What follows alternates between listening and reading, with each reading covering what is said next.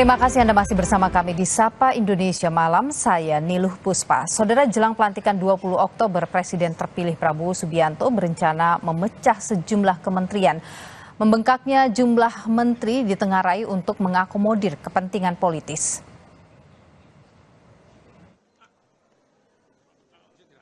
Presiden terpilih Prabowo Subianto berencana merombak Kementerian Keuangan pada pemerintahannya mendatang.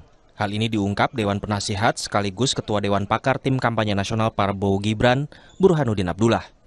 Burhanuddin bilang akan ada kementerian penerimaan negara yang bertugas mengurusi pajak hingga bea, cukai, dan PNPB. Pertama yang akan diubah kelembagaannya adalah penerimaan negara. Mudah-mudahan insya Allah akan ada menteri penerimaan negara yang mengurus pajak, cukai, dan PNBP. Jadi pisahan dari Kementerian Keuangan. Menurut politisi senior Partai Golkar, Nurdin Halid, pemecahan kementerian tidak lain agar menteri bisa fokus pada bidang yang dijalani. Oleh karena itu, maka pemecahan kementerian itu tidak lain adalah untuk fokus. Negeri kita, bangsa kita sangat besar, negara yang sangat luas, maka ketika beberapa kementerian itu tergabung, itu mungkin penyambelnya tidak akan fokus, tapi dengan adanya pemecahan-pemecahan, contoh tadi yang disampaikan oleh Pak Burhanuddin, itu sesuatu yang sangat antisipatif terhadap kondisi bangsa kita dan kebutuhan bangsa kita, ya. Soal struktur kabinet Prabowo Gibran, Ketua Harian Partai Gerindra, Sufmi Dasko Ahmad bilang finalisasi akan dirampungkan sebelum pelantikan Presiden terpilih 20 Oktober mendatang. Sesuatu yang pada saat ini disampaikan itu masih dinamika, bisa ada, bisa enggak, itu tergantung nanti finalisasi yang akan kemudian difinalkan sebelum pelantikan Presiden terpilih. Penambahan jumlah menteri di kabinet mendatang terbuka lebar setelah Undang-Undang Kementerian Negara disahkan DPR pada 19 September 2024. Salah satu klausul yang diubah adalah soal jumlah kementerian yang dapat dibentuk oleh Presiden yang akan datang. Dalam aturan sebelumnya, jumlah kementerian diatur maksimal adalah 34. Dalam undang-undang yang baru, jumlah kementerian dihapus dan ditentukan oleh Presiden sesuai dengan kebutuhan. Pada era Presiden Soekarno, jumlah menteri paling sedikit 11 dan terbanyak mencapai 80 menteri. Lalu era Presiden Soeharto paling sedikit 21 menteri dan terbanyak 28 menteri. Pemerintahan B.J. Habibie ada 36 menteri dan Gus Dur 34 menteri. Selanjutnya, di era Megawati menjabat Presiden ada 30 kursi menteri. Di era SBY dan Jokowi, Menteri Kabinet sama-sama berjumlah 34. Wakil Menteri Keuangan II, Thomas Jiwandono, menyatakan APBN 2025 sudah menyiapkan ruang untuk pembentukan kementerian atau lembaga baru. Namun jumlah anggaran belum bisa dipastikan karena masih menanti kepastian jumlah kementerian dan lembaga dalam Kabinet Prabowo Gibran. Nanti akan istilahnya diberikan diskresi kepada Presiden terpilih yang akan menjadi Presiden tanggal 20, diberikan diskresi. Nah, diskresi itu ada. Diskresi itu di atas apa yang sudah dicanangkan di program-program unggulan tadi. Jadi dari kacamata itu, KL-KL pun yang misalnya akan ada pelebaran, akan ada perbanyakan, itu sudah tertampung dari discretionary account-nya tadi, gitu loh. Di tengah wacana penambahan jumlah Menteri Prabowo Gibran, PDI Perjuangan diisukan akan merapat pada pemerintahan Prabowo. Namun Ketua DPP PDI Perjuangan Puan Maharani meminta publik menunggu, termasuk soal kader PDIP menjadi menteri. Kami belum bicara terkait dengan masalah kabinet karena kami masih fokus dengan pelantikan tanggal 1 Oktober, pelantikan anggota DPR tanggal 1 Oktober. Dan apakah akan menempatkan salah satu kader atau tidak, kita tunggu saja. Menurut pengamat politik Agung Baskoro, ketimbang jumlah kementerian, lebih menarik mencermati siapa sosok yang akan menjabat menteri dan kapasitas yang dimiliki.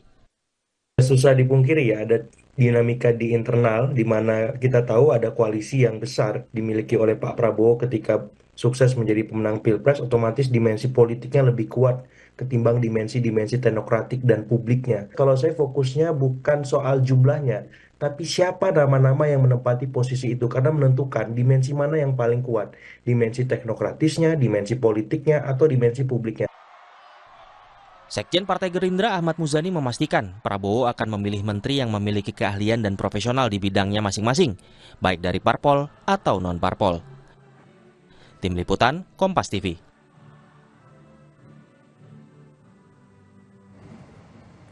Salah satu yang menjadi sorotan adalah bertambahnya jumlah kementerian lembaga di kabinet baru mendatang. Beberapa kementerian disebut akan dipecah. Apakah wacana ini untuk menjadikan kementerian yang ada lebih fokus pada bidang yang dijalani atau untuk mengakomodir kader partai politik di kabinet? Kita bahas, saudara, petang atau malam hari ini bersama dengan politisi senior Partai Golkar, Nurdin Halid, dan Direktur Eksekutif Carta Politika, Yunarto Wijaya.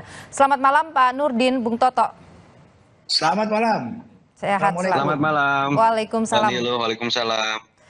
Saya ke Pak Nurdin. Anda sempat menyebut bahwa pemecahan kementerian ini tujuannya adalah supaya lebih fokus. Apa yang membuat berpikir untuk lebih fokus? Apakah selama ini dinilai tidak fokus, kurang fokus, atau bagaimana, Pak Nurdin? Jadi pemahamannya tidak begitu, bukan selama ini tidak fokus, tapi karena bangsa yang diurusin, pelayanan masyarakat yang begitu luas dengan jumlah penduduk kurang lebih 280 juta, maka ini adalah ada kewenangan-kewenangan yang memang harus dipecah. Misalnya Kementerian Keuangan, kita memahami betul bahwa salah satu sumber utama APBN kita itu adalah dari penerimaan negara, pajak dan sebagainya. Maka ini perlu ada seorang ahli yang menangani tentang hal ini sehingga bisa menciptakan sebuah penerimaan yang meningkat dibandingkan sekarang. So, kalau tanpa peningkatan daripada penerimaan negara itu maka tentu akan menghambat daripada pelaksanaan keberlanjutan pembangunan.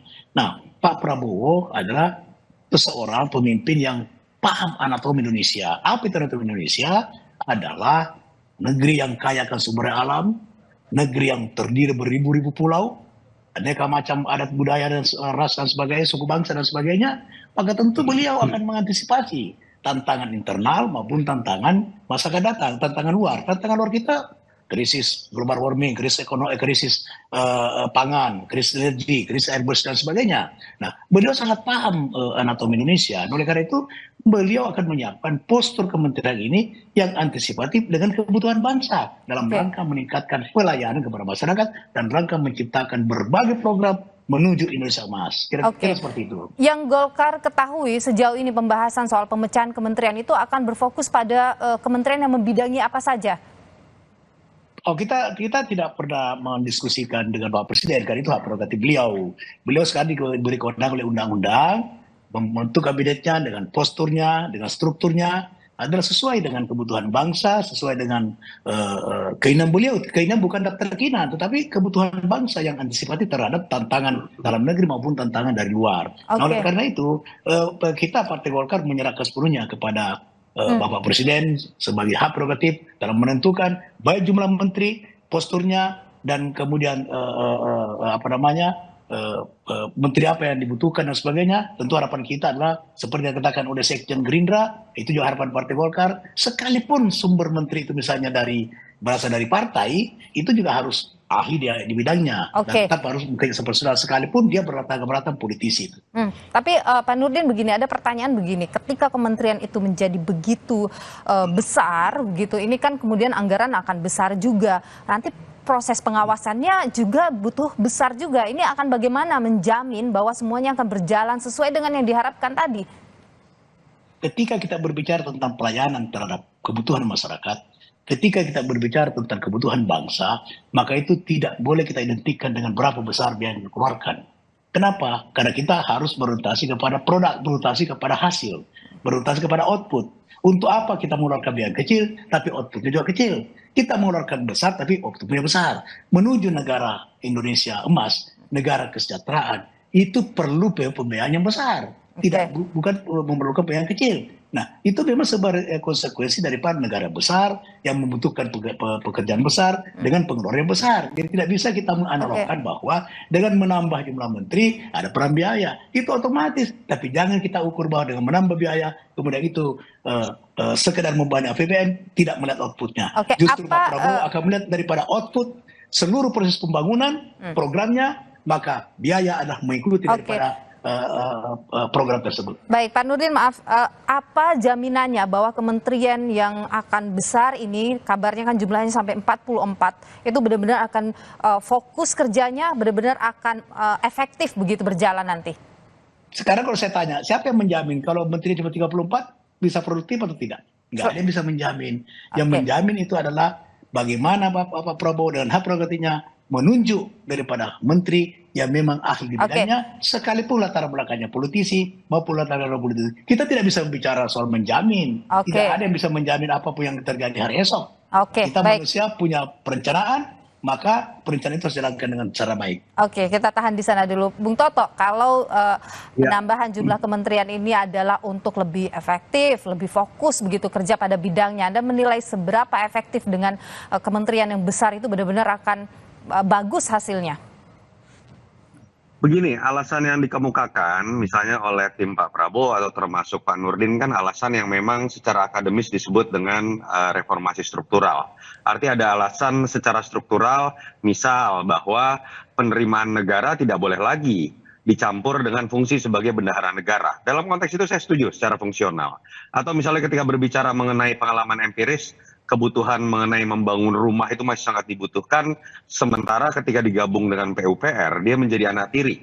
Lalu kemudian misalnya alasan bahwa pendidikan dasar dan menengah kita belum berkualitas, harusnya dipisah dengan ristek dan pendidikan tinggi. Saya sepakat, itu kita bisa berdebat dalam konteks secara akademis, konteksnya adalah perubahan struktural.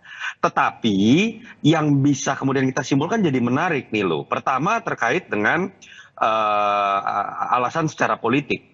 Ini jadi menarik loh. Ini makin menunjukkan Prabowo bukan Jokowi dalam konteks pemimpinan. Prabowo tidak serta-merta ketika mengatakan dalam pidatonya urusan politik kita belajar pada orang Solo ini. Dalam pidatonya belum lama ini gitu ya. Kenapa? Ingat, pada saat Jokowi maju 2014, rumusan dari tim transisi itu malah mengeluarkan rekomendasi untuk merampingkan jumlah kementerian. Jumlahnya saat itu harusnya hanya 27. Walaupun akhirnya karena alasan efektivitas kerja, akhirnya tetap dibuat menjadi 34. Kenapa? Pak Jokowi saat itu mengatakan, kalau saya ubah nomenklatur, mengubah jumlah kementerian dalam jumlah drastis, walaupun saat itu ingin diturunkan ya, bukan dinaikkan, kerjanya itu paling tidak untuk penyesuaian nomenklatur itu 1,5 sampai 2 tahun. Itu satu catatan kritis juga yang menurut saya harus dihitung. Karena target Pak Prabowo ini ambisius loh. 8% pertumbuhan ekonomi, itu yang pertama. Ini makin menunjukkan Prabowo berbeda dengan Jokowi. Ternyata guru politiknya bukan seorang Jokowi. Itu yang pertama. Yang kedua, apakah kita bisa melihat ini sebagai sebuah terjemahan visi dari seorang Prabowo melakukan reformasi secara struktural dengan melakukan peleburan atau kemudian memisahkan kementerian-kementerian yang ada, itu nanti akan terlihat dari nama-nama yang akan jadi menteri. Memang kita nggak bisa nilai sekarang. Ini akan kemudian menjawab nanti nih loh. Kalau isinya hanya lebih banyak diisi oleh orang-orang partai, mohon maaf, nanti ada yang dapat jatah 5, dapat jatah 6, dan lain-lain, ya artinya ternyata itu bukan alasan reformasi struktural, bukan buat negara, itu buat balas budi. Dan kalau itu yang terjadi, ya berarti Prabowo hanya mengulang kesalahan klasik yang dibuat oleh presiden-presiden sebelum, bahkan pada skala lebih ekstrim, harus sampai mengubah jumlah dari anggota kabinet. Tapi saya tidak bisa menilai itu sekarang. Kita baru bisa menilai ketika kemudian nanti nama-nama menteri itu kemudian dipilih. Dan indikasinya apakah ada, Nilu, bahwa nuansa politik lebih kental? Revisi Undang-Undang 39 2008, salah satunya terkait dengan penjelasan pasal 10. Wakil menteri itu tidak lagi dimaknai sebagai pejabat karir. Itu yang menyebabkan nuansa politik, jangan-jangan bukan hanya jumlah kementerian. Ada kemungkinan jumlah wakil menteri itu akan hampir semuanya itu menempel kepada setiap kementerian dan tidak harus lagi diisi dalam konteks pejabat karir. Artinya kan ada arah bahwa memang ini sepertinya lebih mengarah kepada politik akomodatif. Jadi penambahan kementerian hanya politik akomodatif. Ada dua yang saya garis bawahi dari Bung Toto tadi adalah pertama soal siapa nantinya, jangan sampai ini hanya kemudian politik akomodatif saja. Yang kedua adalah ini untuk nomenklatur ya kementerian yang bertambah ini penyesuaiannya butuh waktu yang panjang. Pak Nurdin, saya mau nanya dulu yang pertama dulu soal siapa posisi mereka yang akan menduduki jabatan menteri ini. Apakah orang-orang profesional atau jangan-jangan ini hanya untuk mengisi atau memenuhi keinginan partai-partai politik karena gendutnya kabinet Prabowo Gibran ini? Saya kira beliau kan sudah melalui Sekjen Pak Mahfud Sani sudah mengatakan bahwa Prabowo akan memilih menteri dengan keahlian, artinya kabinet second gitu. Oke. Nah, oleh karena itu, maka ini sebuah harapan dan sekaligus menurut saya sebagai himbauan kepada partai politik. Oke. Kalau dari yang diajukan Golkar ini dari partai politik, maka itu harus tetap profesional. Kalau dari Golkar, apakah sudah menyiapkan orang-orang profesional begitu? Sudah, dan sejak Pak Erlangga sebagai ketua umum kan sudah ada komunikasi dengan Pak Prabowo ya. Dan sekarang pun Pak Bahlil saya yakin juga telah hampir setiap saat bertemu dengan beliau, komunikasi yang sangat bagus, baik komunikasi politik maupun komunikasi perorangan. Nah, oleh karena itu ketua umum kami tentu sudah melakukan diskusi. Sudah menyiapkan ada berapa calon menteri dari Golkar yang orang profesional? Yang kita harapkan itu, kita harapkan ya, tapi sepenuhnya kita serahkan kepada presiden terpilih. Yang kita harapkan Golkar mendapatkan jatah 5 menteri, itu harapan. Oke, ya. Orang-orangnya sudah ada begitu ya? Golkar sudah siapkan orang-orangnya? Ya, sudah ada, tapi jangan saya sampaikan. Nanti Pak Presiden yang sampaikan. Gitu. Tapi nanti pada saatnya. Tapi kita mengusulkan, ketua umum kami mengusulkan itu yang betul-betul sekalipun dari partai, tapi dia akan profesional di bidangnya. Oke, tapi artinya saya kasih contoh satu saja, ya. Ya. Misalnya ini, tapi nanti tergantung Pak Presiden. Misalnya Pak Nusron Wahid, kalau beliau bisa ditempatkan sebagai Menteri Tenaga Kerja, dia profesional, dia sudah pernah menduduki 5 tahun mengurusin TKI, mengurusin tenaga kerja dan sebagainya. Dia sudah paham itu tentang anatomi tenaga kerja. Jadi yang disiapkan ini, misalnya ini contoh aja, contoh. Oke, jadi yang disiapkan ini kader partai atau orang profesional di luar orang partai Golkar, Pak Nurdin? Mbak Nilu, profesional itu tidak harus hanya orang yang tidak berpartai. Orang partai dia banyak profesional. Contohnya saya pernah ketua Golkar, tapi saya personal di bidang koperasi. Oke, baik. Saya personal di bidang koperasi, saya ketua umum Dewan Koperasi sudah berapa periode. Kalau bicara koperasi, mari kita berdebat tentang koperasi. Baik secara teori maupun secara kenyataan, secara praktek. Pak Nurdin, kalau tadi koperasi, jadi tidak harus bahwa profesional itu karena tidak berpartai, tidak punya sebagai politisi. Orang politisi juga banyak profesional di bidangnya, banyak ahli di bidangnya. Oke. Ini yang salah persepsi selama ini, seolah-olah politisi itu tidak profesional di bidangnya, itu yang keliru. Oke, baik. Pak Nurdin, kalau yang soal kedua tadi yang disampaikan oleh Bung Toto soal ya kalau kita bicara penyesuaian itu akan butuh waktu ya 2 tahun. 2 tahun mungkin untuk penyesuaian nomenklatur baru. Itu bukan bahasa saya nih loh, itu bahasa guru politiknya Pak Prabowo, namanya Joko Widodo, yang dia sebutkan itu di 2014. Oke. Itu kira-kira 10 tahun yang lalu, 10 tahun yang lalu ya. 10 tahun yang lalu kemajuan teknologi kita tidak seperti sekarang. Sekarang kemajuan teknologi luar biasa sekali, tidak perlu waktu lama. Paling lama 3 bulan itu sudah langsung ready semuanya, sudah bisa langsung start menteri itu. Sekarang penuh dengan kecanggihan, apa yang mau disesuaikan? Keadaan sudah bersesuaian sendiri, dan karena itu misalnya perumahan. Kita sudah tahu menteri siapapun itu, apalagi ahli bidang, jadi sudah tahu bahwa Indonesia dengan jumlah orang miskin sekian, dengan jumlah masyarakat yang hidup di bawah menengah itu perlu rumah sekian. Apa yang perlu disesuaikan? Semua sudah bisa beradaptasi dengan kesenian. Misalnya lingkungan hidup dengan kehutanan, semua sudah ada programnya, sudah ada pelaksanaannya, tinggal dilaksanakan saja dengan ide yang baru, terobosan yang baru oleh menterinya. Setiap menteri pasti dia menjalankan visi misi presiden. Oke, jadi tidak ada masalah. Ada inovasi di dalamnya itu. Tidak ada masalah dari sisi itu, begitu Pak Nurdin ya? Sama sekali tidak ada masalah. Dan yang kedua adalah tidak berarti bahwa ini penambahan jumlah menteri dan sebagainya itu karena menganut politik akomodatif. Politik itu memang harus akomodatif juga, karena itu adalah salah satu nilai-nilai Pancasila, adalah kekeluargaan, kegotong royongan. Kekeluargaan apa? Kegotong royong untuk membangun Indonesia yang lebih baik. Oke, baik. Bung Toto, ini di tengah isu soal menteri yang jumlahnya besar nanti begitu, karena memang koalisi Prabowo Gibran ini kan gemuk sekali. Ada lagi sekarang mencuat soal rencana pertemuan antara Mega Prabowo. Tambah lagi bahwa isu ada mungkin orang PDIP yang akan menjadi menteri di kabinet Prabowo Gibran. Bagaimana Anda membaca situasi ini? Iya, pertama saya ingin mengomentari, Mbak Nilo terdengar ya suara Iya, saya? jelas. Saya ingin mengomentari makna profesional tadi. Ini akan nyambung nih dengan bagaimana pengambilan keputusan seorang presiden. Kita bukan hanya berbicara mengenai Prabowo saja. Saya tahulah alasan teman-teman partai selalu mengatakan jangan ada dikotomi antara profesional bahwa dia harus berlatar non-parpol. Saya setuju bahwa banyak orang parpol yang juga mumpuni. Ada yang lawyer, ada yang pengusaha, ada yang mantan ketua organisasi dan segala macam. Poin pentingnya ini adalah pemaknaan secara sistem politik yang namanya pembantu presiden dalam sistem presidensial, dia seharusnya hanya punya satu tuan, namanya presiden. Apa yang kemudian bisa dimaknai, lagi-lagi guru politiknya Prabowo, itu pernah mengeluarkan sebuah aturan tidak tertulis. Pada saat 2014, Pak Jokowi mengatakan, menteri yang berasal dari kader parpol tidak boleh lagi menjadi pengurus parpol.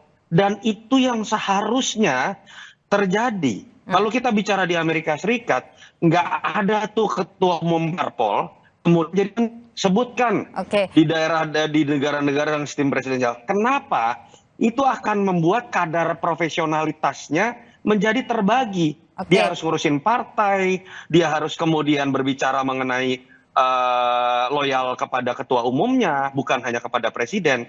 Berani tidak Pak Prabowo misalnya melakukan pendekatan-pendekatan profesionalitas seperti itu? Kalau itu terjadi, saya pikir kita bisa melihat dengan kacamata lebih positif ketika ada kader parpol masuk ke dalam sebuah jadi maunya kabinet. Anda kalau nanti sudah jadi menteri jangan lagi menjadi pengurus partai, begitu Mas Toto ya? Kalau memang misalnya teman-teman partai mengatakan ini pengabdian terhadap negara, partai juga mengatakan ini pengabdian terhadap negara, loyalitas terhadap partaiku akan berakhir ketika saya sudah kemudian loyal terhadap negara. Kenapa tidak berani melakukan itu? Harusnya partai-partai juga ikhlas. Tapi tidak lagi menjadi pengurus parpol. Kita tahan di sana, Pak Nurdin. Bagaimana kalau misalnya dikatakan kalau jadi menteri jangan jadi pengurus partai? Singkat saja Pak Nurdin. Itu idenya Pak Jokowi juga loh, Pak Nurdin. Bung Toto, kalau ini saya 1000% setuju. Kenapa? Karena sekarang memang kita sedikit agak ganda ya. Kita presidensial tapi rasa parlementer. Nah, oleh karena itu saya setuju supaya ada loyalitas tunggal, jangan ada dua matahari. Setuju itu Bung Toto. Bahwa ketika seorang dari partai kemudian dia dipilih menjadi menteri, maka dia posisi menteri, tinggalkan di partai, biar partai diurus oleh orang lain. Itu sangat setuju itu supaya. Nanti itu disampaikan. Golkar mau menyampaikan, mengusulkan itu ke Pak Prabowo?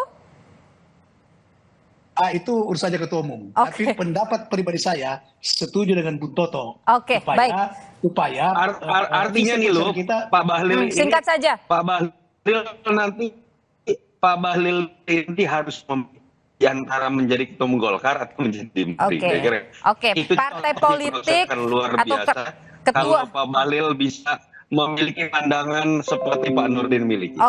Ketua umum partai politik mungkin nanti diharapkan bisa mengambil sikap tegas kalau mengusulkan kadernya jadi menteri, ya jangan menjadi pengurus partai lagi. Tapi nanti akan kita tunggu bagaimana kemudian susunan nama-nama menteri dan berapa kementerian nanti di kabinet Prabowo Gibran. Terima kasih Bung Toto, terima kasih Pak Nurdin Halid sudah berbagi pandangan di Sapa Indonesia Malam. Saudara, kami masih akan kembali dengan informasi sering terjadi kasus penculikan anak di wilayah Tangerang Selatan. Ada apa dengan Tangerang Selatan? Informasinya akan kami hadirkan sesaat lagi.